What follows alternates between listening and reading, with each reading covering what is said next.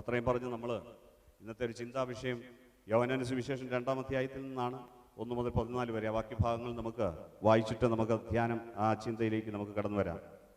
യോഹന്നാന്റെ സുവിശേഷം 2-ാം അധ്യായം 1 മുതൽ. ബൈബിൾ തുറക്കാമോ? 3-ാം നാൾ ഗലീലയിലെ കാനാവിലൊരു കല്യാണമുണ്ടായി. യേശുവിൻ്റെ അമ്മ അവിടെ ഉണ്ടായിരുന്നു. യേശുവിനെയും ശിഷ്യന്മാരെയും കല്യാണത്തിന് ക്ഷണിച്ചിരുന്നു. വീഞ്ഞു പോരാതെ വരികയാൽ യേശുവിൻ്റെ അമ്മ അവനോട്, അവർക്ക് വീഞ്ഞില്ല എന്ന് പറഞ്ഞു. യേശു അവളോട്, സ്ത്രീയെ, എനിക്കും നിനക്കും തമ്മിൽ എന്ത്? എൻ്റെ നാഴിക ഇതുവരെ വന്നിട്ടില്ല. അവളോട്, സ്ത്രീയെ, എനിക്കും നിനക്കും തമ്മിൽ എന്ത്? എൻ്റെ നാഴിക ഇതുവരെ വന്നിട്ടില്ല എന്ന് പറഞ്ഞു. അവൻ്റെ അമ്മ ശുശ്രൂഷക്കാരോട്, അവൻ നിങ്ങളോട് എന്തെങ്കിലും കൽപ്പിച്ചാൽ അത് ചെയ്യുവിനെന്ന് പറഞ്ഞു. അവിടെ യഹൂദന്മാരുടെ ശുദ്ധീകരണ നിയമം അനുസരിച്ച് 2-3 പറ വീതം കൊള്ളുന്ന 6 കൽപ്പാത്രം ഉണ്ടായിരുന്നു. യേശു അവരോട്, ഈ കൽപ്പാത്രങ്ങളിൽ വെള്ളം നിറപ്പിനെന്ന് പറഞ്ഞു. അവർ വക്കോളവും നിറച്ചു. ഇപ്പോൾ കോരി വിരുന്നുവാഴിക്ക് കൊണ്ടുപോയി കൊടുപ്പിനെന്ന് അവൻ പറഞ്ഞു. അവർ കൊണ്ടുപോയി കൊടുത്തു. അതെവിടെ നിന്നെന്ന് വെള്ളം കോരിയ ശുശ്രൂഷക്കാരല്ലാതെ വിരുന്നുവാഴി അറിഞ്ഞില്ല. വീഞ്ഞായി തീർന്ന വെള്ളം വിരുന്നുവാഴി രുചി നോക്കിയാറേ മണവാളനെ വിളിച്ചു. എല്ലാവരും ആദ്യം നല്ല വീഞ്ഞും ലഹരി പിടിച്ച ശേഷം എളുപ്പമായതും കൊടുക്കുമാറുണ്ട്. നീ നല്ല വീഞ്ഞ് ഇതുവരെയും സൂക്ഷിച്ചു വെച്ചുവല്ലോ എന്ന് അവനോട് പറഞ്ഞു. യേശു ഇതിനെ അടയാളങ്ങളുടെ ആരംഭമായി ഗലീലയിലെ കാനാവിൽ വെച്ച് ചെയ്ത് തൻ്റെ മഹത്വം വെളിപ്പെടുത്തി. അവൻ്റെ ശിഷ്യന്മാർ അവനിൽ വിശ്വസിച്ചു. Price the Lord, hallelujah. പ്രിയപ്പെട്ടവരെ, നമ്മുടെയൊക്കെ ജീവിതത്തെ നോക്കുമ്പോൾ നമ്മളിപ്പോൾ ഒരു തുണിക്കടയുടെ മുൻവശത്തോടെ പോയാൽ, ഞാൻ ഇന്നലെ ഒരു വണ്ടിക്കകത്തിരുന്ന് ഇങ്ങനെ കാണുകയാണ്. 2 കുഞ്ഞുങ്ങൾ, ഒരു ആൺകുട്ടിയും ഒരു പെൺകുട്ടിയും, ശരീരത്തിൽ ഇങ്ങനെ വസ്ത്രമൊക്കെ ഇട്ട് ഇങ്ങനെ കടയുടെ മുമ്പിൽ ഇങ്ങനെ കൈ നീട്ടി നിൽക്കുകയാണ്. ശ്രദ്ധിച്ചു നോക്കിയാൽ അത് ഒരു പ്രതിമയാണെന്ന് മനസ്സിലാവും. ആ പ്രതിമയിൽ മനോഹരമായ പുതിയ തുണിത്തരങ്ങൾ അവർ ചേർത്ത് പിടിപ്പിച്ചിട്ടുണ്ട്, അല്ലെങ്കിൽ ഇടിപ്പിച്ചിട്ടുണ്ട്. അപ്പോൾ ആ ഡ്രസ്സ് കാണുന്ന ഏതൊരു വ്യക്തിക്കും നല്ലതാണെന്ന് തോന്നിയാൽ കടയ്ക്കകത്ത് ചെന്ന് അതിൻ്റെ ഓണറിനോട് ചെന്ന് പറയും, എനിക്ക് ഇങ്ങനത്തെ വസ്ത്രം വേണം. അവർ ചിലപ്പോൾ അവിടെ വസ്ത്രത്തിന് ഷോർട്ടേജ് ആണെങ്കിൽ ചിലപ്പോൾ ആ കുഞ്ഞിൻ്റെ തുണി അതേ കിടക്കുന്നത് വേണമെങ്കിൽ ഉരിഞ്ഞു തരാനും മടിക്കില്ല. കച്ചവടമാണ്. ഞാൻ പറഞ്ഞത് ഇതാണ്, നമ്മൾ ജീവിതത്തിൽ യേശുക്രിസ്തുവിലേക്ക് വന്നു കഴിയുമ്പോൾ ഗലാത്യലേഖനം 3:27 പറയുന്നത്, യേശുവിനോട് ചേരുവാൻ സ്നാനമേറ്റവരായ നാം എല്ലാവരും യേശു ക്രിസ്തുവിനെ ധരിച്ചിരിക്കുന്നുവെന്നാണ്. Price the Lord. നമ്മൾ യേശുവിനെ ധരിച്ചിരിക്കുകയാണ് എന്ന് പറഞ്ഞാൽ നമ്മുടെ കവറിങ് യേശുവാണ്. നമുക്കെതിരെ ബുള്ളറ്റോ ഈ ലോകത്തിലെ ഏത് ആയുധങ്ങളും, യെശയ്യാ 54:17, നിനക്കെതിരായി ഉണ്ടാക്കുന്ന യാതൊരായുധവും ഉണ്ടാക്കുകയില്ല എന്ന് ദൈവം പറഞ്ഞില്ല, ഉണ്ടാക്കും. പക്ഷെ നിനക്കെതിരെ ഉണ്ടാക്കുന്നത് അതിനെ തകർത്ത് കളയുവാൻ ദൈവം മതിയായവനാണ്. നിനക്കെതിരെ ഉണ്ടാക്കുന്ന യാതൊരു ആയുധവും ഫലിക്കയില്ല എന്നാ ദൈവവചനം പറയുന്നത്. നിങ്ങൾക്കും എനിക്കും അറിയില്ല നമുക്കെതിരെ എന്തെല്ലാം പദ്ധതികൾ പിശാച് ഒരുക്കി വെച്ചിട്ടുണ്ടെന്ന്. എന്നെ കേൾക്കുന്ന പ്രിയപ്പെട്ട സഹോദര സഹോദരി, എന്നാൽ യേശുവിനെ ധരിച്ചിരിക്കുന്ന നീ ഇനി മുതൽ നിനക്കെതിരെ ഉള്ള യാതൊരു ശാപവർഷങ്ങളും, നിനക്കെതിരെ ഉണ്ടാകുന്ന ഭീഷണികളും, നിനക്കെതിരെ ഉണ്ടാകുന്ന ആയുധങ്ങളും തടയുവാൻ തക്കവണ്ണം യേശു നിന്നെ കവർ ചെയ്യാൻ പോവുകയാണ്. ശക്തിയോടെ ഹല്ലേലൂയ പറഞ്ഞേ. ഞാൻ ഇന്നലെ കണ്ട ആ സഹോദരൻ എന്നോട് പറഞ്ഞു, എനിക്ക് നോർത്തിൽ പോയി പൂർണ്ണസമയം സുവിശേഷ വേല ചെയ്യണമെന്ന് ആഗ്രഹമുണ്ട്. പക്ഷെ അദ്ദേഹം തന്നെ പറയുകയാണ്, എനിക്ക് സുവിശേഷ വേല ചെയ്യാനാണെങ്കിൽ എനിക്ക് ശക്തമായ അഭിഷേകം കിട്ടണം. കാരണം അഭിഷേകമില്ലാതെ ചെന്ന് തല്ലുമേടിക്കാൻ വേണ്ടി പോയിട്ട് കാര്യമില്ല, ചുമ്മാ പോയി ജയിലറുകളിലാകാൻ വേണ്ടി പോയിട്ട് കാര്യമില്ല. അഭിഷേകത്തോടെ പോയാൽ തീർച്ചയായിട്ടും എല്ലാ പ്രശ്നങ്ങളെ അതിജീവിക്കാൻ തക്കവണ്ണം എനിക്ക് ദൈവം ബലം തരുമെന്നാണ് പറഞ്ഞത്. പൗലോസും ശീലാസിനെയും ഏറ്റവും ശക്തമായ ഭരണകൂടം കാരാഗൃഹത്തിലടച്ചു. അവർ അർദ്ധരാത്രിയോടടുത്തപ്പോൾ പാട്ടുപാടി ദൈവത്തെ സ്തുതിക്കാൻ തുടങ്ങി. എന്നെ കേൾക്കുന്ന പ്രിയപ്പെട്ട സഹോദര, നിങ്ങളുടെയും എൻ്റെയും കയ്യിൽ ആമമിടാൻ, കാലുകളിൽ ആമമിടാൻ, കണ്ണിന് വേണമെങ്കിൽ മൂടി വെക്കാം, അതരത്തെ പൂട്ടുവാൻ സ്വർഗം സമ്മതിക്കില്ല. അതിന്റെ കാരണം നിന്റെ ആ ശക്തമായ ആയുധം നിന്റെ നാവാണ്. നാവിനെ തുറന്ന് നീ ആരാധിക്കാൻ തയ്യാറായാൽ നിന്റെ ബന്ധനങ്ങൾ അഴിയാൻ അത് മതിയായതാണ്. നിന്റെ സാമ്പത്തിക പ്രശ്നം മാറാൻ അത് മതിയായതാണ്. നിന്റെ കുടുംബജീവിതത്തിലെ വിഷയങ്ങൾക്ക് പരിഹാരമുണ്ടാകാൻ നീ പ്രാർത്ഥിച്ചാൽ മതി, നീ പ്രവചിച്ചാൽ മതി, നീ നിന്നോട് തന്നെ സംസാരിച്ചാൽ മതി. എൻ മനമേ യഹോവയെ വാഴ്ത്തുക, എന്റെ സർവാന്തരംഗവുമേ അവന്റെ വിശുദ്ധനാമത്തെ വാഴ്ത്തുക. എൻ മനമേ യഹോവയെ വാഴ്ത്തുക, അവന്റെ ഉപകാരങ്ങളൊന്നും മറക്കരുത്. ഞാൻ കഴിഞ്ഞ ദിവസങ്ങളിലൊക്കെ എൻ്റെ അടുത്ത് വരുമ്പോൾ ചിലരോട് പറയും, നിങ്ങൾക്ക് വിശ്വാസം ജനിക്കാൻ വേണ്ടി നിങ്ങളോട് തന്നെ പറയണം, അവൻ്റെ അടിപ്പിണരാൽ നമുക്ക് സൗഖ്യം വന്നിരിക്കുന്നു. നിങ്ങളുടെ അതരം സംസാരിക്കുമ്പോൾ ചെവി അത് കേൾക്കുന്നു, മനസ്സ് ഗ്രഹിക്കുന്നു. മനസ്സിനെ നിങ്ങൾ ഫീഡ് ചെയ്യുകയാണ്. മനസ്സിലേക്ക് എന്ത് ചെല്ലുന്നോ അതിനെ അക്സെപ്റ്റ് ചെയ്യാനേ മനസ്സിന് കഴിയുള്ളൂ. മനസ്സിലേക്ക് നിങ്ങളുടെ അധരം മുഖാന്തരം നിങ്ങൾ പറഞ്ഞു കൊടുക്കുകയാണ്, എൻ മനമേ യഹോവയെ വാഴ്ത്തുക, അവന്റെ ഉപകാരങ്ങൾ മറക്കരുത്. അവൻ ഇന്നലകളിൽ നിന്നെ നടത്തിയത് അത്ഭുതകരമായിട്ടാണ്. അവൻ നല്ലവനാണ്, അവൻ വല്ലവനാണ്, അവൻ അത്ഭുത മന്ത്രിയാണ്, അവൻ വീരനാണ്. മയക്കുമരുന്ന് കഴിച്ചേക്കാം, ഞാൻ ഉടടിപ്പിണരാൽ എനിക്ക് സൗഖ്യം വന്നിരിക്കുന്നു. നിമിഷങ്ങൾക്ക് ഉള്ളിൽ ആ വചന മഹത്വത്തോടെ തന്റെ ധനത്തിനൊത്തവണ്ണം ക്രിസ്തുയേശുവിൽ പൂർണ്ണമായി തീർത്തു തരും. എന്നെ തകർക്കാൻ ഒരു ശക്തിക്കും കഴിയില്ല. കാരണം ജയിക്കണം, ജയിച്ചേ തീരൂ, ജയാളിയായി തീർന്നേ പറ്റൂ. നീ ക്രിസ്തുവിന്റെ സാക്ഷിയാണ്. ആരാന്നറിയോ? ഈ പ്രപഞ്ചത്തെ സൃഷ്ടിച്ചവനായ ദൈവം തമ്പുരാനാണ്. ഉയരത്തിൽ നിന്ന് ശക്തി ധരിക്കുവോളം നിങ്ങൾ യെരൂശലേം വിട്ടു വാങ്ങിപ്പോകരുത്. പിതാവിന്റെ വാഗ്ദത്തത്തിനായി പുനരുത്ഥാനത്തിന്റെ ശക്തി നീ എടുക്ക. ഇനിയും 4 ദിവസം കൂടെ വിവാഹം നടന്ന് പോകേണ്ടതുണ്ട്, വിവാഹത്തിന്റെ ആഘോഷം. Price the Lord. നിങ്ങൾക്ക് കേൾക്കാവോ? പുറകില് ഉറക്കെ പറഞ്ഞ ഹല്ലേലൂയ. ഇപ്പോ ഈ 3-ാം ദിവസം വീഞ്ഞു തീർന്നു പോവുകയാണ്. ഇവരുടെ ജീവിതത്തിൽ ഇനിയും 4 ദിവസം കൂടെ പോകേണ്ടതുണ്ട്. പക്ഷേ ഇനി മുൻപോട്ട് പോകാൻ കഴിയാത്തവണ്ണം വീഞ്ഞു തീർന്നു പോവുകയാണ്. വീഞ്ഞു തീർന്നു പോവുക എന്ന് പറഞ്ഞാൽ അത് വലിയൊരു നിന്ദയ്ക്ക് കാരണമായൊരു വിഷയമാണ്. പ്രിയപ്പെട്ടവരെ, നമ്മുടെയൊക്കെ ജീവിതത്തിലെ ഈ ഉത്സവം നിറഞ്ഞ ദിവസങ്ങൾ തീർന്നു പോകുന്നതിന്റെ കാരണം വീഞ്ഞു തീർന്നു പോകുന്നത് കൊണ്ടാണ്.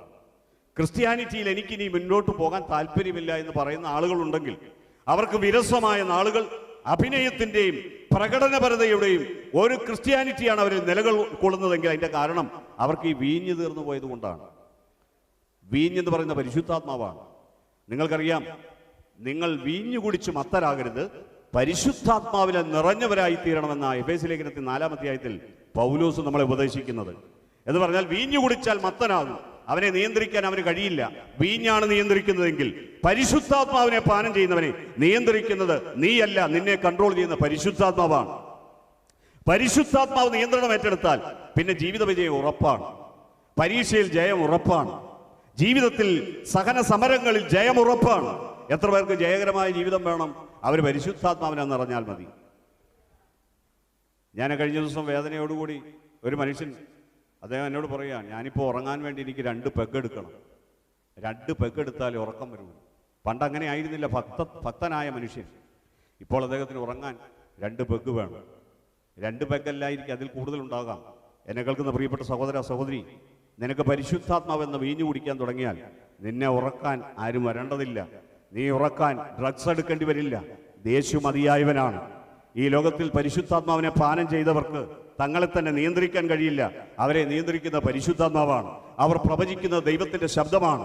യേശു ക്രിസ്തുവാണ് നിങ്ങളിൽ വസിക്കുന്നത്. നിങ്ങൾ എടുക്കുന്ന തീരുമാനങ്ങളെല്ലാം കറക്റ്റാണ്. നിങ്ങളെ കൊണ്ട് ഫോൺ വിളിപ്പിക്കുന്ന ദൈവമാണ്, നിങ്ങളെ കൊണ്ട് സംസാരിപ്പിക്കുന്ന ദൈവമാണ്, നിങ്ങളെ കൊണ്ട് പ്രവചിപ്പിക്കുന്ന ദൈവമാണ്. ഇനി മുന്നോട്ട് യാത്ര ചെയ്യുന്നത് ദൈവമാണ്. ആ സ്റ്റെപ്പുകൾ എടുത്തു വെക്കുവാൻ തുടങ്ങുന്നത്.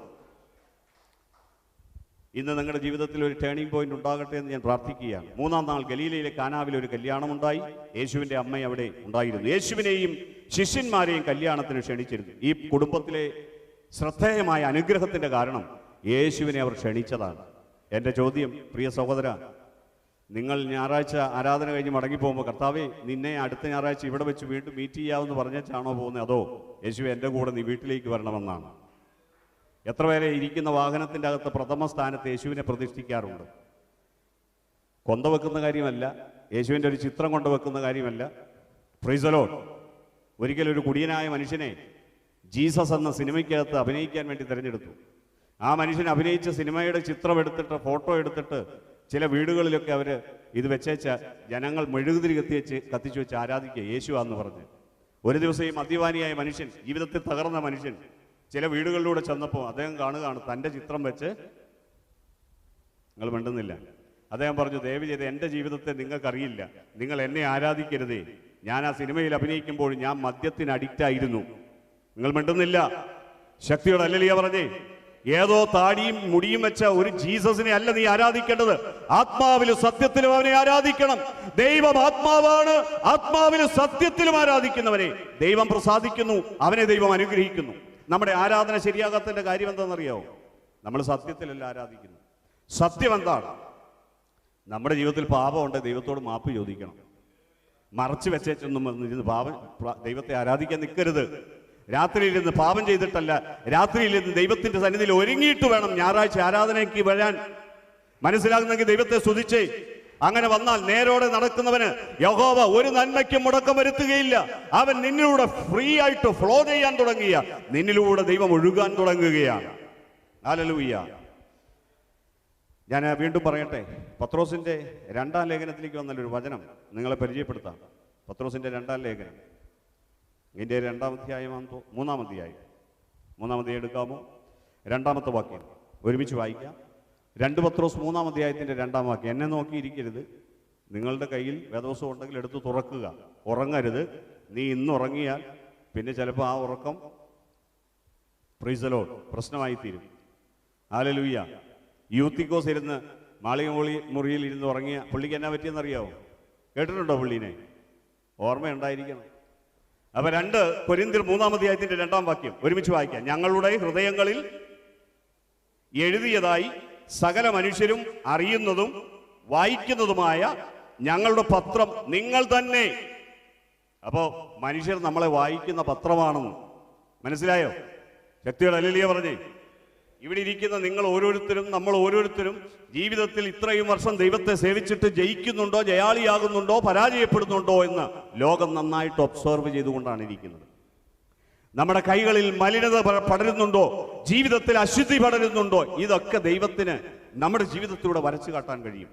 നിങ്ങളുടെ ജീവിതത്തിൽ തകർന്നു പോകാനുള്ള 100 സാധ്യതകളുള്ളപ്പോഴും നീ പിന്നെയും തല ഉയർത്തി ജയാളിയായി നടക്കുന്നെങ്കിൽ ഒരു കാര്യം ലോകത്തിന് മനസ്സിലാകും: ഇവനെ തകർക്കാൻ ലോകത്തിൽ ഒരു ശക്തിക്കും കഴിയില്ല. കാരണം ഇവൻ സേവിക്കുന്ന ദൈവം വലിയവനായ ദൈവമാണ്. ഇന്നലെ ഞാൻ തിരിച്ച് വീട്ടിലോട്ട് വരുമ്പോൾ എൻ്റെ കൂടെ ഒരു നായർ സമുദായത്തിൽപ്പെട്ട ഒരു ഹൈന്ദവനായ സഹോദരനുണ്ട്. അപ്പോൾ കൂട്ടിക്കൊണ്ട് വന്ന ആള്, അല്ലെങ്കിൽ ഒരുമിച്ച് വന്ന അദ്ദേഹം എന്നെ അദ്ദേഹത്തോട് പറഞ്ഞു, ഈ ബ്രദർ പ്രാർത്ഥിക്കും കേട്ടോ. അപ്പം അദ്ദേഹം പറഞ്ഞു, ഞങ്ങൾക്ക് സന്ധ്യ കഴിഞ്ഞാൽ പിന്നെ പ്രാർത്ഥിക്കാൻ പാടില്ല, അത് അസമയമാണ്. രാത്രി 6 മണി മുതൽ പിന്നെ രാവിലെ 6 മണി വരെ അവർക്ക് പ്രാർത്ഥനയില്ലെന്നാണ് അവർ പറഞ്ഞത്. അവരുടെ ആചാരവും അനുഷ്ഠാനവും അങ്ങനെ ആയിരിക്കട്ടെ. പക്ഷെ നമ്മുടെ ദൈവം വൈകുന്നേരം 6 മുതൽ രാവിലെ 6 വരെ ഓഫീസെല്ലാം പൂട്ടി, മോനെ ഞങ്ങൾ അശുഭ സമയമാണ് അതുകൊണ്ട് പ്രാർത്ഥിക്കുകയല്ലെന്ന് പറഞ്ഞാൽ അതൊരു വലിയ വിഷയമായി മാറും. നമ്മൾ സേവിക്കുന്ന ദൈവം 24/7 365 ഡേയ്സ് അവൻ ഉണർന്നിരിക്കുന്നവനാണ്.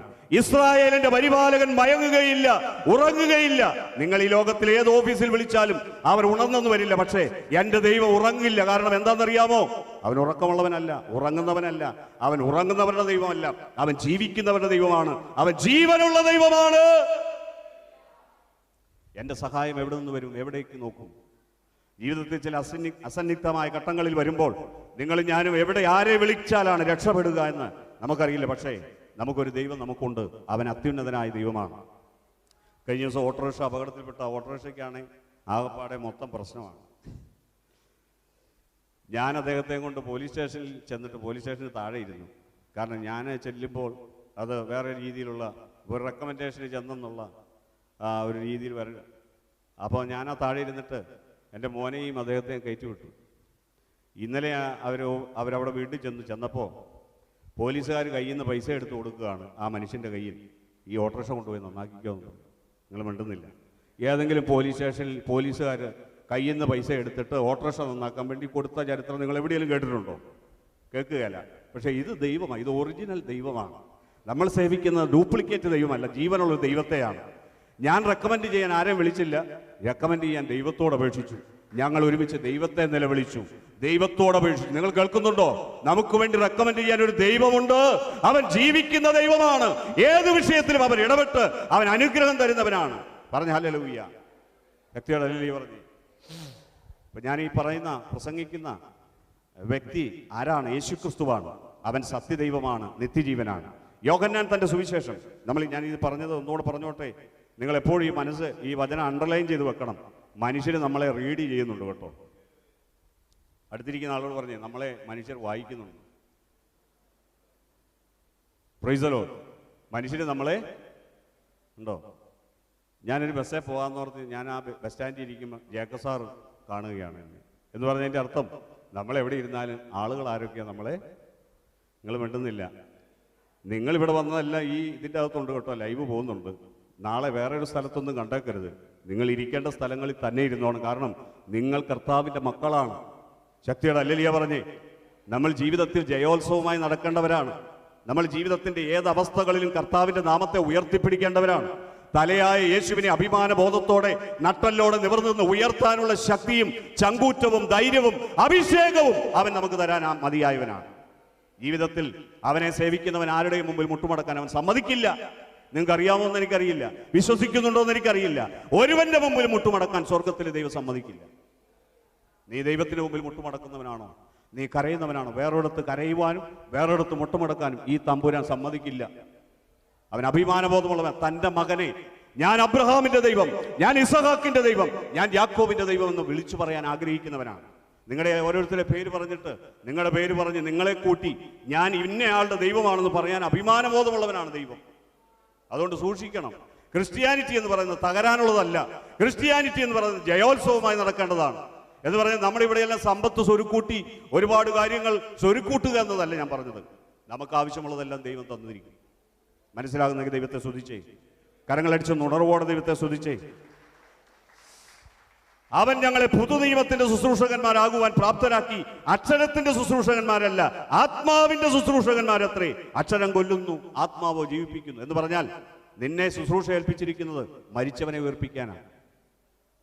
അല്ലെ മരിച്ചുകൊണ്ടിരിക്കുന്ന രോഗിയെ കൊണ്ടുപോയി ആംബുലൻസിൽ കൊണ്ടുപോയി ഹോസ്പിറ്റലിലാക്കി അവനെ പിന്നെ ശവസംസ്കാരത്തിന് വേണ്ടിയുള്ള പരിപാടി ഒരുക്കുവാനല്ല. ദീർഘായുസ് കൊടുക്കാൻ മതിയായ ഒരു ദൈവം നിന്റെ കൂടെ ഉണ്ടെന്ന് നിനക്ക് വിശ്വാസം ഉണ്ടെങ്കിൽ കൊണ്ടുപോകുന്ന മനുഷ്യന് വേണ്ടി നീ പ്രാർത്ഥിക്കും. അവന്റെ രോഗം ദൈവം അത്ഭുതകരമായി സുഖപ്പെടുത്തും. Praise the lord. ഓട്ടോറിക്ഷയ്ക്കകത്ത് നിന്ന് മോളി ആന്റി വീണത്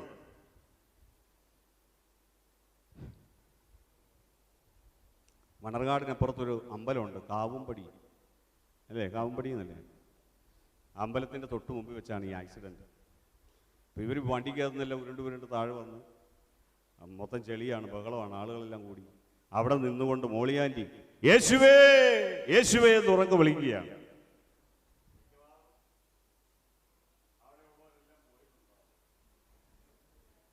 ശക്തിയോടെ അല്ലലിയ പറഞ്ഞു. കാരണം നിങ്ങൾ മിണ്ടുന്നില്ല. അവിടെയൊക്കെ പലരും ഉണ്ടായിരിക്കാം. പക്ഷേ ഈ ശബ്ദം കേൾക്കുമ്പോൾ പലർക്കും നിൽക്കാൻ പറ്റാതെ വരും.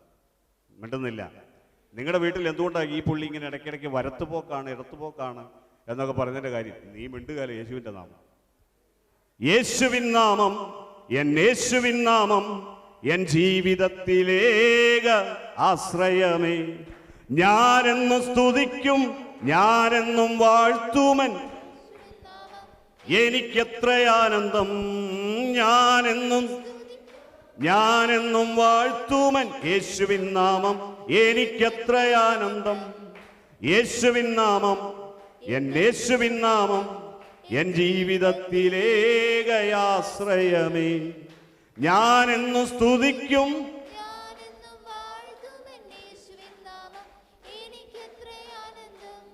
ഞാനെന്നും സ്തുതിക്കും, ഞാനെന്നും വാഴ്ത്തുമൻ യേശുവിൻ നാമം, എനിക്കെത്ര ആനന്ദം. പാപിയായിരുന്ന എന്നെ രക്ഷിപ്പാനായി യേശു ക്രൂശിലേറി തന്റെ ജീവൻ അർപ്പിച്ചു. പാപിയായിരുന്ന എന്നെ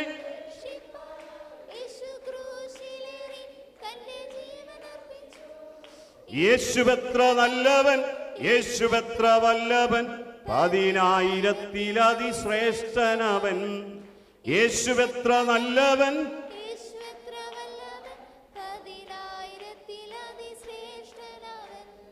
യേശുവിൻ നാമം, എൻ യേശുവിൻ നാമം, എൻ ജീവിതത്തിലേകയാശ്രയമേ.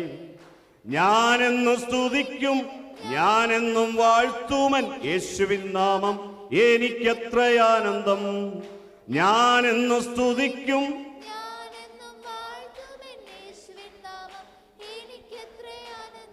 പ്രിയപ്പെട്ടവരെ, അഭിഷേകം നിന്റെ തലയിൽ കയറുമ്പോൾ നീ ഒറ്റപ്പെടുക എന്നത് സ്വാഭാവികമാണ്. പ്രഭാതത്തിൽ ദാവീദിന്റെ ചരിത്രം നമ്മൾ പഠിച്ചപ്പോൾ അവൻ്റെ മേൽ അഭിഷേകം കയറിയതുകൊണ്ട് അവൻ നിൽക്കുന്ന മണ്ഡലത്തിൽ അവന് ചുറ്റും പലരും ശത്രുക്കളായി തീരുകയാണ്. ഇവിടെ ഇരിക്കുന്ന ചിലരോട് ഒരു ദൂത് പറയുവാൻ വേണ്ടി പരിശുദ്ധാത്മാവ് പറയുന്നു. നിങ്ങൾ ജീവിതത്തിൽ ഒറ്റപ്പെടുമ്പോൾ നിങ്ങൾ പകച്ചു പോകുന്നുണ്ടല്ലേ, നിങ്ങൾ സംശയിക്കുന്നുണ്ടല്ലേ, നിങ്ങളുടെ ജീവിതത്തിലെ അഭിഷേകം ജനുവിനാണോ എന്ന് നിങ്ങൾക്ക് ചിലപ്പോൾ സംശയമുണ്ടാകുന്നുണ്ടാകാം. ഇത് ഒറിജിനൽ അഭിഷേകമാണ്. നിന്നെ ഒറ്റപ്പെടുത്തുന്നതിൻ്റെ കാരണം അഭിഷേകം തന്നവൻ്റെ കൂടെ നീ കൂടെ നടക്കണമെന്നാണ് ദൈവം ആഗ്രഹിക്കുന്നത്. മനസ്സിലാക്കി ദൈവത്തെ സ്തുതിക്കുക. നീ ഭയപ്പെടണ്ട. നിന്റെ പ്രശ്നത്തിന് പരിഹാരം തരാൻ കഴിയാത്ത 1000 പേർ നിന്നെ ചുറ്റും നിൽക്കുന്നതിനേക്കാൾ നല്ലത് നിന്നെ സഹായിക്കാൻ കഴിയുന്ന ഒരു ദൈവം നിന്റെ കൂടെ ഇരിക്കുന്നതല്ലേ? അങ്ങനെയെങ്കിൽ ആ ദൈവ സാന്നിധ്യത്തെ ഓർത്ത് നമ്മൾ ദൈവത്തെ സ്തുതിക്കണം. ആ സാന്നിധ്യം നിന്റെ കൂടെ ദൈവം തന്നിട്ടുണ്ട്. അതുകൊണ്ട് നീ പരാജയപ്പെടില്ല. നിന്റെ കുടുംബജീവിതം തകരില്ല. നിന്റെ ശാരീരിക മണ്ഡലം തകർന്നു പോകാൻ അവൻ അനുവദിക്കില്ല. അവൻ അത്ഭുത മന്ത്രിയാണ്, വീരനാം ദൈവമാണ്, അവൻ നിത്യപിതാവാണ്, അവൻ സമാധാന പ്രഭുവാണ്. കരങ്ങൾ ഉയർത്തി ഹല്ലേലൂയ പറഞ്ഞേ. ഈ തിരുവചനത്തിൽ നമ്മൾ കാണുന്ന മൂന്നാം നാൾ പറഞ്ഞേ. മൂന്നാം നാൾ 1 2 3 മൂന്നാം നാൾ. നമുക്കറിയാം, യുഗങ്ങളെയൊക്കെ പഠിച്ചാൽ അതിൻ്റെ അകത്തൊരു മൂന്നാം നാളുണ്ട്. 2000 വർഷം കടന്നുപോയൊരു മൂന്നാം നാൾ കർത്താവിൻ്റെ മുമ്പിൽ 1000 ഒരു ദിവസം 1000 സംവത്സരം പോലെ. അങ്ങനെയാണെങ്കിൽ 2000 കടന്ന് 3000ന്റെ പടിവാതിക്കൽ യേശു വരാൻ പോവുകയാണ്. രണ്ടാമത്തെ കാര്യം, മൂന്നാം നാൾ ജീവിതത്തിൽ അവർക്ക് വീഞ്ഞു തീർന്ന പോയ മൂന്നാം ദിവസമാണ് യേശു വെളിപ്പെട്ടു വന്നത്. നിന്റെ ജീവിതത്തിൽ ഒന്നാം ദിവസം യേശു വരാത്തതിന്റെ കാരണം യേശു വരേണ്ട ആവശ്യമില്ലാത്തത് കൊണ്ടാണ്. രണ്ടാം ദിവസവും യേശു വരേണ്ട കാര്യമില്ല. മൂന്നാം ദിവസമാണ് യേശു വരേണ്ടത്. ഇവിടെ ഇരിക്കുന്ന ചിലരുടെ ജീവിതത്തിൽ പ്രതീക്ഷ നഷ്ടപ്പെട്ടവരുണ്ടെങ്കിൽ നിങ്ങളോട് ഞാൻ വിളിച്ചു പറയാം, നിങ്ങളുടെ ജീവിതത്തിൽ യേശു വരാൻ പോവുകയാണ്. നിങ്ങൾ പുറമേ പക്വതയുള്ളവരായും മാന്യരായും ജീവിതത്തിൽ ഭക്തരായും നടിക്കുമ്പോഴും ജീവിതത്തിന്റെ അന്തരാളങ്ങളിലെ തകർച്ച സ്വർഗത്തിലെ തമ്പുരാൻ തിരിച്ചറിയുന്നുണ്ട്. നിന്റെ ജീവിതത്തിൽ ഈ തകർച്ചയെ സമ്മതിച്ചാൽ മൂന്നാം നാൾ യേശു വെളിപ്പെടാൻ പോവുകയാണ്. ആര് വന്നിട്ടും കാര്യമില്ല, യേശു വന്നിട്ട് കാര്യമില്ല. ചിലർ വന്നാൽ നമ്മുടെ ജീവിതം പോക്കാണ്. പറഞ്ഞ ഹല്ലേലൂയ. അബ്രഹാമിന്റെ കൂടെ ഒരു ലോത്ത് വന്നതാ. ഹലോ അബ്രഹാമിന്റെ കൂടെ ആരിറങ്ങിയതാ? ഇങ്ങനെ ഒഴിവാക്കാൻ മേലായിരുന്നോ? ഒഴിവാക്കിയ ഈ പ്രശ്നം വല്ലതും ഉണ്ടാകുമായിരുന്നോ? എന്നെ കേൾക്കുന്ന പ്രിയപ്പെട്ട സഹോദര, പലപ്പോഴും നമുക്ക് മനസ്സിലാവില്ല. അതെന്തിനാ അവരെ ഒഴിവാക്കുന്നേ? അതെന്തിനാ? അങ്ങനത്തെ 100 ചോദ്യങ്ങൾ നിങ്ങൾ ചോദിക്കും. പക്ഷേ തമ്പുരാന് അവരെക്കുറിച്ച് പദ്ധതിയില്ല. തമ്പുരാന് പദ്ധതിയുള്ളത് നിന്നെക്കുറിച്ചാണ്. നിന്നെക്കുറിച്ച് ദൈവത്തിനൊരു പദ്ധതിയുണ്ട്. അതുകൊണ്ട് നീ അവരുടെ ഇടയിൽ നിന്ന് ഇറങ്ങി വരണം എന്നാണ് ദൈവം ആഗ്രഹിക്കുന്നത്. ശക്തിയുടെ ഹല്ലേലൂയ പറഞ്ഞേ. മെസൊപ്പൊത്താമിയയിൽ ഊരെന്ന് പറയുന്ന ദേശത്ത് വിഗ്രഹാരാധിയായിരുന്ന തേരഹിന്റെ മകനായി ജനിച്ചവനായ അബ്രഹാം തന്റെ ജീവിതത്തിൽ ഒരു കുഞ്ഞ് ലഭിക്കാതിരിക്കുമ്പോൾ വേദനിക്കപ്പെട്ട നാളുകളിൽ സ്വർഗത്തിലെ തമ്പുരാൻ അവരെ വിളിച്ചു. ആ തകർച്ചയുടെ വേളകളിൽ ദൈവശബ്ദത്തെ അവൻ തിരിച്ചറിഞ്ഞു. അവൻ ദൈവത്തിന്റെ ശബ്ദം കേട്ടിട്ട് താൻ എവിടേക്ക് പോകുന്നുവെന്നറിയാതെ അവനെ അനുഗമിക്കുകയാണ്. സ്നേഹിത, നിനക്ക് ദൈവത്തെ അനുഗമിക്കാമോ? നീ എവിടേക്ക് പോകുന്നുവെന്ന് നിനക്ക് മനസ്സിലാകുന്നില്ലെങ്കിലും ദൈവത്തിന് നിന്നെക്കുറിച്ച് വലിയ പദ്ധതികളുണ്ട്. ഇന്നത് വെളിപ്പെടുന്നില്ലെങ്കിലും സാരമില്ല. കർത്താവിന്റെ ശബ്ദം വീണ്ടും കേൾക്കുന്നുണ്ടോ എന്ന് നിങ്ങൾ സിഗ്നൽ കിട്ടുന്നുണ്ടോ എന്ന് നോക്കിയാൽ മതി. Price the Lord. ചിലർ പറയാറുണ്ട്, രാവിലെ സൂം മീറ്റിങ്ങിലൊക്കെ പങ്കെടുക്കാൻ പറ്റാത്തതിൻ്റെ കാര്യം ഞങ്ങൾക്ക് സിഗ്നൽ അല്ലെങ്കിൽ നേരത്തെ പോയി കിടക്കുകയാണ്. ശക്തിയുടെ ഹല്ലേലൂയ പറഞ്ഞേ. ആ സിഗ്നൽ ശരിയാക്കാൻ വേണ്ടിയിട്ടാണ് ദൈവം ഈ സിഗ്നൽ അയച്ചു തന്നുകൊണ്ടിരിക്കുന്നത്. ഇതിൻ്റെ അകത്തൊന്ന് കയറി പിടിക്കണ്ടേ? Price the Lord. വല്ലതും മനസ്സിലാകണ്ടേ? മാനത്തോടിരിക്കുന്ന മനുഷ്യൻ വിവേകഹീനനായ ചത്തുപോകുന്ന മൃഗങ്ങൾക്ക് തുല്യനാണ് അവൻ. നിനക്ക് ദൈവത്തോട് കണക്ടിവിറ്റി ഇല്ലാതിരുന്നാൽ നിന്റെ സ്വന്തം വിവേകത്തിൽ നീ ഊന്നും. സദൃശവാക്യം 3-ന്റെ 5-6 വാക്യങ്ങൾ പറയുന്നത് ഈ നിന്റെ എല്ലാ വഴികളിലും അവനെ തന്നെ നനച്ചുകൊള്ളുക അല്ലേ? അവിടെ ആദ്യം തുടങ്ങുന്നത് നീ പൂർണ്ണ ഹൃദയത്തോടെ യഹോവയിൽ ആശ്രയിക്ക, സ്വന്തം വിവേകത്തിൽ ഊന്നരുത്. നിന്റെ എല്ലാ വഴികളിലും അവനെ തന്നെ നനച്ചുകൊള്ളുക, അവൻ നിന്റെ പാതകളെ നേരെയാക്കും. കരങ്ങളെ ഉയർത്തി ഹല്ലേലൂയ പറഞ്ഞേ. ഇന്ന് നിങ്ങളുടെ ജീവിതത്തിലെ പാതകളെ നേരെയാക്കാൻ യേശു വന്നിട്ടുണ്ട്. 2 കരങ്ങളും അടിച്ച് കർത്താവിനെ നമുക്ക് സ്വാഗതം ചെയ്യാം. നമ്മുടെ നടുവിൽ എഴുന്നള്ളി വന്നിരിക്കുന്നവനായ യേശു നിന്റെ രോഗത്തെ സുഖപ്പെടുത്താൻ പോവുകയാണ്. നിന്റെ ബന്ധനങ്ങളെ അവൻ അഴിക്കാൻ പോവുകയാണ്. ഇത് പ്രവചനാത്മാവിൽ ഞാൻ വിളിച്ചു പറയുകയാണ്. നിനക്കൊരു പുതിയ ഡെസ്റ്റിനി ദൈവം നിശ്ചയിച്ചിട്ടുണ്ട്. ഒരു പുതിയ വഴിത്താര ദൈവം തുറക്കാൻ പോവുകയാണ്. നിന്റെ തകർച്ചകളിൽ നിന്ന് ഒരു ഫീനിക്സ് പക്ഷി പറന്നുയരുന്നത് പോലെ ദൈവം നിന്നെ ഉയർത്താൻ പോവുകയാണ്. ഹല്ലേലൂയ. ഗലീലയിലെ കനാവിൽ കല്യാണ നാളിൽ 3-ാം നാൾ യേശു വന്നു. പ്രിയപ്പെട്ടവരെ, ഞാൻ മുൻപോട്ട് പോകട്ടെ. അവിടെ അവരുടെ പ്രശ്നം വീഞ്ഞില്ല എന്നുള്ളതാണ്. ഇവരുടെ ഈ 2 ദിവസത്തെ പ്രവൃത്തിയിൽ ആരൊക്കെയാണോ നന്നായി കുടിക്കുന്നത് വന്നതെന്നറിയില്ല. ഏതായാലും അവരെല്ലാം കൂടെ കുടിച്ച ഏകദേശം. Price the Lord. ചിലരുണ്ട്, ചിലർ ഇങ്ങനെ ഈ വിവാഹത്തിന് ഇങ്ങനത്തെ ഇതിനു വേണ്ടി പോയാൽ അവരരയും തലയും മുറക്കി രണ്ടും ഒരുങ്ങിയാണ് വരുന്നത്. ഏതായാലും 7 ദിവസം നീണ്ടു നിൽക്കേണ്ട ആ ഒരു ഉത്സവത്തിന് അവർക്കുണ്ടാകേണ്ട വീഞ്ഞ് 2-ാം ദിവസം തീർന്നു പോവുകയാണ്. അപ്പോൾ ഇതിനിടയിൽ നല്ല മുഴുക്കുടിയന്മാർ വന്നിട്ടുണ്ടാകാം. അവർ കുടിച്ചു തീർത്തു. Price the Lord. അങ്ങനെയുള്ള കുടിയന്മാരെ ദൈവരാജ്യത്തിന് കിട്ടുന്നത് ഭയങ്കര സന്തോഷമാണ്. Price the Lord. നിങ്ങൾ ഇതിനു മുമ്പ് ലോകത്തെ നന്നായി ആസ്വദിച്ച് ചവച്ചു കുടിച്ചവരാണെങ്കിൽ യേശുവിനെ നിന്നെ വേണം. കാരണം നിന്റെ ജീവിതത്തിലെ ദാഹവും വിശപ്പും അവനെ കുടിക്കാൻ വേണ്ടിയാണ്. പ്രിയപ്പെട്ടവരെ, ഞാൻ പച്ച മലയാളത്തിൽ പറഞ്ഞാൽ ഒരു മനുഷ്യൻ വീഞ്ഞു കുടിക്കുന്നത് അവന്റെ ഉള്ളിലെ ആ ശൂന്യതയെ മാറ്റാൻ വേണ്ടിയാണ്, അവന്റെ നിരാശകൾ മാറ്റാൻ വേണ്ടിയാണ്, അവന്റെ ദുഃഖങ്ങൾ മാറ്റാൻ വേണ്ടിയാണ്. പക്ഷെ ആ ദുഃഖം മാറില്ല. കള്ളു കുടിച്ചാൽ അതിൻ്റെതായ തരത്തിൽ കുറ്റബോധങ്ങൾ നിറയുകയുള്ളൂ. എന്നാൽ യേശുവിനെ പാനം ചെയ്യാൻ തുടങ്ങുന്നതോടുകൂടെ ജീവിതത്തിൽ നീ ഭയങ്കര സന്തോഷവും സമാധാനവും അനുഗ്രഹവും അനുഭവിക്കുന്നവനായി മാറുകയാണ്. ഇന്നിവിടെ ഇരിക്കുന്ന നിങ്ങളും ഞാനും യേശുവിനെ പാനം ചെയ്യണമെങ്കിൽ വെറുതെ അത് നടക്കില്ല. ഒഴിഞ്ഞ പാത്രങ്ങളിലേക്ക് അവൻ നിറയ്ക്കുവാൻ ആഗ്രഹിക്കുന്നു. എത്ര പേരുടെ ഹൃദയം ഒഴിഞ്ഞിരിപ്പുണ്ട്, നിങ്ങളുടെ ഹൃദയങ്ങളിലേക്ക് അവൻ ചൊരിയാൻ പോവുകയാണ്. So there is A shortage. അവിടെ ഇല്ലായ്മ എന്ന ഒരു പ്രശ്നം അവിടെയുണ്ട്. ഒരു സ്പെഷ്യൽ ഇവന്റ് നടക്കുകയാണ്, ഒരു പ്രത്യേക സംഭവം അവിടെ നടക്കുമ്പോൾ അവിടെ ഇല്ലായ്മ എന്ന പ്രശ്നം വരികയാണ്. ഇത്രയും വളരെ ഒരുക്കത്തോടു കൂടി നടത്തുന്ന ഒരു ഉത്സവത്തിന്റെ നടുവിൽ വീഞ്ഞു തീർന്നു പോവുക എന്ന് പറഞ്ഞാൽ ആ കുടുംബം മുഴുവൻ തകർന്നു പോവുകയാണ്. ഒരു വലിയ തകർച്ചയുടെ വക്കിലാണ്. പ്രിയപ്പെട്ടവരെ, നാണക്കേടും മറ്റുള്ളവരുടെ ജീവിതത്തിലെ വല്ലാതെ ചോദ്യം ചെയ്യുന്ന ശരങ്ങളുടെ മുമ്പിലേക്ക് ഈ ഭവനത്തിന്റെ നായകനും ഒരുപക്ഷെ മണവാളിലും നീക്കി നിർത്തപ്പെടാൻ പോവുകയാണ്. എന്നെ കേൾക്കുന്ന നിങ്ങളും ഞാനും ഏകദേശം ഈ ശരമുനയിലേക്ക് വന്നു കഴിഞ്ഞിരിക്കുക. ജീവിതത്തിൽ വീഞ്ഞില്ലാത്തത് കൊണ്ട് പലരും ചോദ്യം ചെയ്യാൻ തുടങ്ങിയിരിക്കുക. എന്തേ നീ ഇപ്പോൾ എടുത്ത വേദപുസ്തകം നിന്നെ വിളിച്ചിട്ട് നീ വിളിച്ചിട്ട് യേശു വരുന്നില്ലേ? കഴിഞ്ഞ ദിവസം ഒരു സഹോദരൻ പറഞ്ഞു, കത്തോലിക്ക സഭയിൽ നിന്ന് വേർപെട്ട് കർത്താവിന്റെ സഭയിൽ വന്ന് ആരാധിക്കാൻ തുടങ്ങിയപ്പോൾ ചില പ്രശ്നങ്ങളൊക്കെ ഉണ്ടായപ്പോൾ വീട്ടുകാരെല്ലാം കൂടെ വീട്ടിൽ വന്നപ്പം അവർ പറയുന്നത് മറിയത്തെ വിട്ടത് കൊണ്ടാണ് നിനക്ക് ഈ പ്രശ്നം ഉണ്ടായതെന്നാണ്. വീണ്ടും മറിയത്തിന് അടിമ വെച്ചാൽ പ്രശ്നമെല്ലാം പരിഹരിക്കുമെന്നാണ്. അത് തന്നെയാണ് ഞാൻ പറഞ്ഞു, മരുഭൂമിയിൽ യേശുവിനെ പരീക്ഷിക്കുമ്പോൾ പിശാചും പറഞ്ഞത്, നീ എന്നെ ഒന്ന് വീണ് നമസ്കരിച്ചാൽ മതി, ഈ കാണുന്നതെല്ലാം നിനക്ക്. എൻ്റെ പ്രിയ കുഞ്ഞെ, ഇങ്ങനെയുള്ളതിനെ അടിമ വെച്ചിട്ട് ഇങ്ങനെയുള്ളതിനെ ആരാധിച്ചിട്ട് ഞങ്ങൾക്കൊന്നും വേണ്ട, ഞങ്ങളുടെ അപ്പൻ ഞങ്ങളെ കൊന്നാലും അവനായി തന്നെ ഞങ്ങൾ കാത്തിരിക്കും. കാരണം 2000 വർഷങ്ങൾക്ക് മുമ്പ് ഞങ്ങൾക്ക് ചെയ്യേണ്ടതെല്ലാം അവൻ ചെയ്തു തീർത്തതാണ്. തെറ്റലസ്റ്റായി നമ്മളെ വിളിച്ചവൻ വിശ്വസ്തനാണ്. നമ്മൾ ജനിക്കുന്നതിന് മുമ്പേ നമുക്ക് വേണ്ടി അനുഗ്രഹങ്ങളെ ഒരുക്കി വെച്ചിട്ടാണ് ദൈവം വിളിച്ചത്. മനസ്സിലാക്കി ദൈവത്തെ സ്തുതിക്കുക. ദാവീദിന്റെ ജീവിതത്തെ ദൈവം മുമ്പേ കണ്ടു. ഇസ്രായേൽ ജനം തെരഞ്ഞെടുത്തത് ശൗലിനെയാണെങ്കിലും ദൈവം തെരഞ്ഞെടുത്തത് ദാവീദിനെ ആയിരുന്നു. ദാവീദ് മുന്നമേ ദൈവം മുമ്പേ ദാവീദിനെ കണ്ടതെന്ന് തിരുവചനം വായിക്കുമ്പോൾ നമുക്ക് മനസ്സിലാകും. നമ്മൾ ഇന്ന് പ്രഭാതത്തിൽ ധ്യാനിച്ചത് ആ ഭാഗമാണ്. പ്രിയപ്പെട്ട സഹോദര സഹോദരി, ദൈവത്തിന്റെ മനസ്സിൽ നിന്റെ ജീവിതത്തെക്കുറിച്ചുള്ള പദ്ധതി മുമ്പേ ഉണ്ട്. നീ ചെന്ന് ശൗലിനെ തെരഞ്ഞെടുക്കുന്നതിന് മുമ്പ് ദാവീദ് ദൈവത്തിന്റെ മനസ്സിലുണ്ട്. പിന്നെ നമ്മൾ ശൗലിനെ തെരഞ്ഞെടുക്കാൻ നിർബന്ധ ബുദ്ധി കാണിച്ചാൽ അങ്ങ് തെരഞ്ഞെടുക്കട്ടെ എന്ന് ദൈവം വെക്കും. മനസ്സിലാക്കി ദൈവത്തെ സ്തുതിച്ചേ. ശൗലിനെ തെരഞ്ഞെടുത്തത് കൊണ്ട് ആ ജീവിതത്തിലെ പ്രശ്നമെന്ന് മനസ്സിലാക്കുമെങ്കിൽ മടങ്ങി വാ ദൈവസിംഹാസനത്തിന് അടുക്കലേക്ക് മടങ്ങി വരാൻ തയ്യാറായാൽ നിന്നെ ഒരു പുതിയ സൃഷ്ടിയാക്കി മാറ്റി ഒരു പുതിയ ചരിത്രം വിരചിക്കുവാൻ സ്വർഗത്തിന് കഴിയും. എത്ര പേർക്ക് പുതിയൊരു ജീവിതം ആവശ്യമാണ്? എനിക്കൊരു പുതിയ ഫ്രഷ് സ്റ്റാർട്ട്, ഒരു പുതിയ ബിഗിനിങ് വേണം, ഒരു തുടക്കം വേണം എന്ന് ആഗ്രഹിക്കുന്നവർ കരമുയർത്തിപ്പിടിച്ച് ദൈവത്തെ ആരാധിക്കാൻ തുടങ്ങിയാട്ടെ. യേശുവേ, എനിക്കൊരു പുതിയ ജീവിതം വേണം, എനിക്ക് ശക്തമായ ഒരു അഭിഷിക്ത ജീവിതം വേണം, ഒരിടത്തും പരാജയപ്പെടാത്ത ആത്മീക നട്ടലോടുകൂടെ നിവർന്നു നിൽക്കാൻ കഴിയുന്ന ഒരു ആത്മീക ജീവിതം എനിക്ക് തരണം കർത്താവേ എന്ന് എത്ര പേർ പ്രാർത്ഥിക്കും? നിങ്ങൾക്ക് തരുവാൻ ദൈവം സന്മനസ്സുള്ളവനാണ്. ഇന്ന് നിങ്ങളുടെ മേലൊരു ഇമ്പാർട്ടേഷൻ, ദൈവത്തിന്റെ അഭിഷേക ശക്തി നമ്മുടെ മേൽ വ്യാപരിക്കുകയാണ്. ഹല്ലേലൂയ. അപ്പം നമുക്ക് പറയാൻ കഴിയും, യഹോവ എൻ്റെ ഇടയനാകുന്നു, എനിക്കൊന്നിനും. Praise the lord. നമ്മുടെ ദയനീയമായ കരച്ചിൽ, നമ്മൾ ആരുടെ അടുത്തും കരഞ്ഞ് നിങ്ങളുടെ ജീവിതത്തിലെ ഒരു ദുഃഖം വേറൊരാളോട് പറഞ്ഞാൽ ആരെങ്കിലും സഹായിക്കുമെന്ന് നിങ്ങൾക്ക് തോന്നുന്നുണ്ടോ?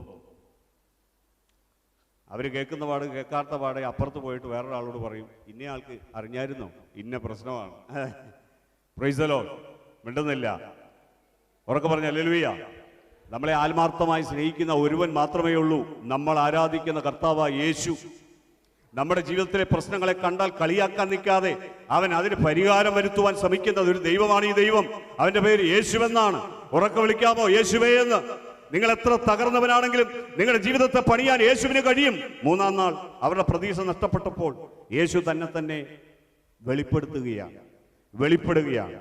ഇന്ന് ചിലരുടെ ജീവിതത്തിൽ യേശു വെളിപ്പെടാൻ പോകുന്ന ദിവസമാണ്. വിശ്വസിക്കുന്നുണ്ടോ? യേശു നിങ്ങളുടെ ജീവിതത്തിൽ വെളിപ്പെടാൻ പോവുകയാണ്. നിങ്ങളുടെ അഭിഷേകത്തിന്റെ തലം വെളിപ്പെടാൻ പോവുകയാണ്. അടുത്ത മണ്ഡലത്തിൽ നിങ്ങളുടെ ആത്മീക വളർച്ച ദൈവം വെളിപ്പെടുത്താൻ പോവുകയാണ്. ഒരു കാര്യം ഞാൻ ഉറപ്പായി പറയാം, നിങ്ങളുടെ ഭൗതിക മണ്ഡലത്തിലെ വളർച്ചയെല്ലാം അടിസ്ഥാനപ്പെട്ടിരിക്കുന്ന നിങ്ങളുടെ ആത്മീക വളർച്ചയിലാണ്. നിങ്ങൾ എത്രമാത്രം ആത്മീകമായി വളരുന്നോ അതിനനുസരിച്ചുള്ള ഭൗതിക അനുഗ്രഹം മാത്രമേ നിന്റെ കയ്യിൽ തരികയുള്ളൂ. കാരണം ദൈവം വിഡ്ഢിയല്ല, ദൈവം സർവജ്ഞാനിയാ. നിനക്ക് അഭിഷേകം കൂടാതെ തരുന്ന അനുഗ്രഹങ്ങളെ സൂക്ഷിക്കാൻ കഴിയില്ല എന്ന് ദൈവത്തിനറിയാം. കാരണം അഭിഷേകം കൊണ്ടാണ് ഇതിനെയൊക്കെ കൈകാര്യം ചെയ്യേണ്ടത്. മനസ്സിലാക്കി ദൈവത്തെ സ്തുതിച്ചേ. അഭിഷേകം വേണമെങ്കിൽ കരമുയർത്തിക്കോ. കർത്താവിന്റെ സന്നിധിയിൽ നിന്റെ താഴ്മയെ ദൈവസന്നിധിയിൽ അറിയിക്കാമോ? കർത്താവേ, എനിക്ക് നിന്റെ ആത്മനിറവ് വേണം, എനിക്ക് നിന്റെ അഭിഷേകം വേണം, എനിക്ക് നിന്റെ ആത്മസാന്നിധ്യം വേണം കർത്താവേ എന്ന് ദൈവത്തിന്റെ സന്നിധിയിൽ കണ്ണുനീരോടും വിശ്വാസത്തോടു കൂടെ പ്രാർത്ഥിച്ചാൽ അവൻ ഉയരത്തിലെ ശക്തി നിന്റെ മേലെ അയക്കാൻ തുടങ്ങുകയാണ്. Hallelujah, price the Lord. ഈ വീടിന്റെ നിന്നയെ മാറ്റിയത് യേശുവാണ്. നിങ്ങൾക്കറിയാം, വീഞ്ഞു തീർന്നു പോയാൽ പിന്നെ ബാക്കി പുറത്ത് സൂക്ഷിച്ചിരിക്കുന്ന 6 കൽപ്പാത്രങ്ങളിലെ വെള്ളം മാത്രമേ ഉള്ളൂ. ഈ വെള്ളം എന്തിനാണ് അവർ ഉപയോഗിക്കുന്നത്? കാല് കഴുകാൻ, മുഖം കഴുകാൻ, ശരീരം കഴുകാൻ, വൃത്തിയാക്കാൻ.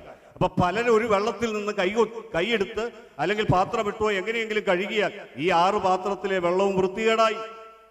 ഇതിനകത്ത് നിറയെ ചെളി നിറഞ്ഞിട്ടുണ്ട്, മാലിന്യം നിറഞ്ഞിട്ടുണ്ട്. ഈ മാലിന്യം നിറഞ്ഞ വെള്ളം ഒഴുക്കിക്കളയാനല്ല യേശു ആവശ്യപ്പെട്ടത്. പരിചാരകരോട് അതിൽ വെള്ളം വക്കോളം നിറയ്ക്കാൻ വേണ്ടിയാണ്. നിങ്ങൾ വല്ല മനസ്സിലായെന്ന് എനിക്കറിയില്ല. കാരണം ഇതിൻ്റെ അകത്ത് വെള്ളം കുറച്ചുകൊണ്ട് താഴെയാണ്. ദൈവം അതിനെ കോരിക്കളയാൻ പറഞ്ഞില്ല, അതിൻ്റെ അകത്തേക്ക് വെള്ളം നിറയ്ക്കാൻ പറഞ്ഞു. പ്രിയപ്പെട്ട സഹോദര, ഈ ശുശ്രൂഷക്കാർ മാത്രമേ ഒരു കാര്യം മനസ്സിലായുള്ളൂ. വെള്ളം നിറച്ച വെള്ളമാണ് ഇപ്പോൾ ഏറ്റവും തനിമയുള്ള, ഏറ്റവും നല്ലതൊന്നായി മാറിയിരിക്കുന്നത്. എന്നെ കേൾക്കുന്ന സഹോദര, നിങ്ങളുടെയും എൻ്റെയും ജീവിതത്തിലെ മാലിന്യങ്ങൾ ഒരു ദിവസം കൊണ്ടോ 2 ദിവസം കൊണ്ടോ തീരുന്നതൊന്നുമല്ല. പലയിടത്തും പ്രശ്നങ്ങളുണ്ട്. സബ് കോൺഷ്യസ്, അൺകോൺഷ്യസ്, കോൺഷ്യസ് തലത്തിൽ പ്രശ്നങ്ങളുണ്ടാകാം. പക്ഷെ ഒരു കാര്യം ഉറപ്പാണ്, അവന്റെ വീഞ്ഞ്, അവന്റെ വെള്ളം, അവന്റെ വചനമാകുന്ന ജലം നിന്റെ അകത്തേക്ക് ഒഴിച്ചുകൊണ്ടിരുന്നാൽ നിന്റെ അകത്തെ മാലിന്യം പുറത്തു പോവുകയും നിന്റെ അകത്ത് ദൈവം പുതിയ ലഹരി പിടിപ്പിക്കുവാൻ തുടങ്ങും. യേശു എന്ന് കേൾക്കുമ്പോൾ ശരീരത്തിൽ, ആത്മാവിൽ ഒരു കത്തിപ്പടരുന്ന ഒരു ആത്മീയ അഭിനിവേശമുണ്ടോ? അഭിഷേകമുണ്ടോ? ഒരാവേശമുണ്ടോ? അതിന്റെ കാരണം അവൻ ആ വീഞ്ഞ് നിന്റെ മേൽ പകർന്നിട്ടുണ്ട്. ഡൊമിനിക് സാർ ഞങ്ങളുടെ കൂടെ ഞങ്ങളെക്കാൾ ചെറുപ്പക്കാരനായ അല്ലേ ഓടി നടക്കുന്നത്. എനിക്ക് അദ്ദേഹത്തിൻ്റെ ഓട്ടവും നടപ്പും സുവിശേഷ വേലയ്ക്ക് വേണ്ടി തമിഴ്നാട്ടിലേക്ക് പോകുമ്പോൾ ഒരു വീട്ടിൽ പ്രാർത്ഥിക്കാൻ പോകുന്നു, ഒരു കൂട്ടായ്മ പ്രാർത്ഥിക്കാൻ പോകുമ്പോൾ ഭയങ്കര ആവേശത്തോടു കൂടിയാണ് പോകുന്നത്. അപ്പം അദ്ദേഹത്തിൻ്റെ ഉള്ളിൽ ആ സുവിശേഷത്തിന് വേണ്ടിയുള്ള അഭിവാഞ്ച. ഞാൻ പറഞ്ഞില്ല, അദ്ദേഹം റോ എന്ന് പറയുന്നൊരു പ്രസ്ഥാനത്തിൻ്റെ ഒരു ജോലിക്കാരനായിരുന്നു. പ്രസ്ഥാനമല്ല, ഗവൺമെൻറ് അല്ലേ, ഒരു ഏജൻസിയാണ്. വിദേശ രാജ്യങ്ങളിലൊക്കെ അതിനോട് ബന്ധപ്പെട്ട് രഹസ്യമായി പോയി പല അന്വേഷണങ്ങളും പല പരിപാടികളും നടത്തിയിട്ടുണ്ട് അദ്ദേഹം. അപ്പോൾ അദ്ദേഹം അങ്ങനെ ഉള്ള ഒരു വ്യക്തിയായിരിക്കെ കർത്താവിൻ്റെ വേലയ്ക്ക് വേണ്ടി പോകാൻ ജിൽജിത്ത് ബ്രദറിനേക്കാൾ തീഷ്ണതയോടുകൂടിയാണ് സുവിശേഷത്തിന് വേണ്ടി പോകുന്നത് ഞങ്ങൾ കണ്ടു. ഞങ്ങൾ കൂടെ പോയൊരു ജൻസൺ ബ്രദറും പ്രിജു ബ്രദറും പിന്നെ ജിൽജിത്ത് ബ്രദർ, നമ്മൾ ഇത്രയും പേരാണ് പോയത്. ഞങ്ങളെക്കാളൊക്കെ ആവേശത്തോടെ അദ്ദേഹം നിൽക്കുന്നത് കണ്ടപ്പോൾ അതിൻ്റെ പിന്നിലെ രഹസ്യം വേറൊന്നുമല്ല, അദ്ദേഹത്തിൻ്റെ ഉള്ളിൽ യേശുവുണ്ട്.